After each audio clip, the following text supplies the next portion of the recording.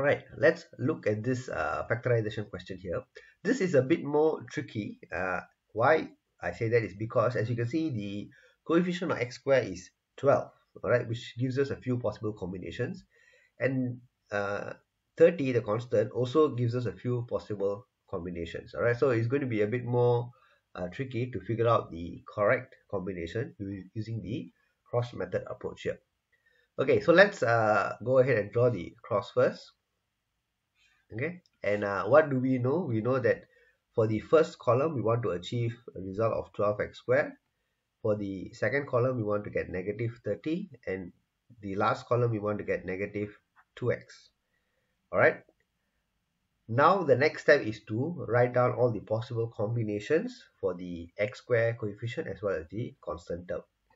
So for 12 we have a few combinations: 1 times 12, 2 times 6, and 3 times 4. So we know all of this are going to give me 12.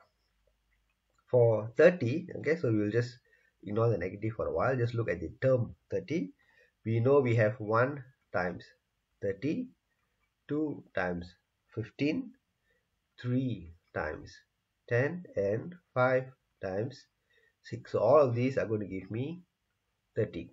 Correct. Now the challenge is, of course, trying to figure out the combination, okay, as well as the position of the different terms to get a -2. Okay. Of course, the more practice you have, the easier it is for you to make an intelligent guess. Okay, but for now, okay, let's assume that we just want to try out some values until we get the correct answer. We can of course try out with 1 and 12 and 1 and 30. So x here. So you can see that here I'll get a 12x and I'll get a 30x here. And definitely there's no way 30 and 12 can give me a -2.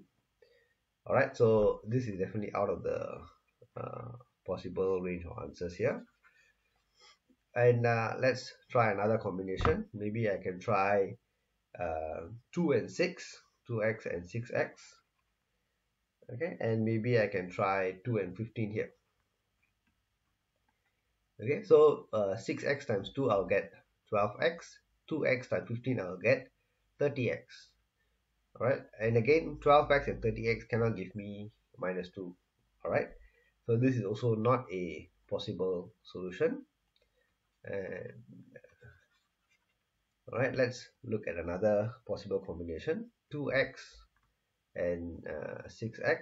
Okay, and right now I want to try 3 and 10. Alright, maybe I'll put 10 here first and 3. So if I put it this way, what I get is 60x here and I get 6x here. So 60 and 6 again cannot give me -2. Alright, so this is again another example where you need to change around the positions. Alright, and if now I put a 3 here and I put a 10 here, then what do you see? You get 6x times 3 is 18x, and 2x times 10 is 20x. Now you can see that 18 and 20 can give me -2.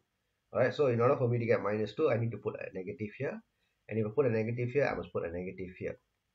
So right now you see that everything falls in place.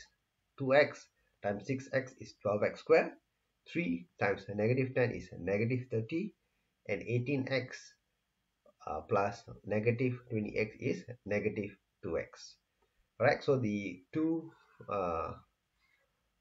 factored results of this expression, these two. So let me just write it out here: 2x plus 3 and 6x minus 10.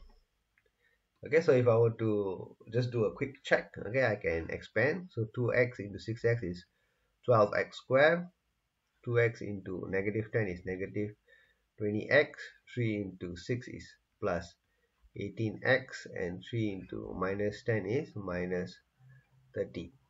Correct, so I'll get 12x squared minus 2x minus 30, okay, which comes back to the original question here. So I hope that this question has given you a better idea that we need to look at all the possible combinations for the x squared term and the constant term, okay, in order to actually get the final answer. And of course, with more practice, you can probably make a good guess right from the start. Okay, and that will sort of narrow down the values that you need to check, and of course reduce your time that you're taking to solve the question. Okay, so the more practice you have, the better you will definitely get at all these kind of questions. All right, thank you, and I will see you soon. Bye.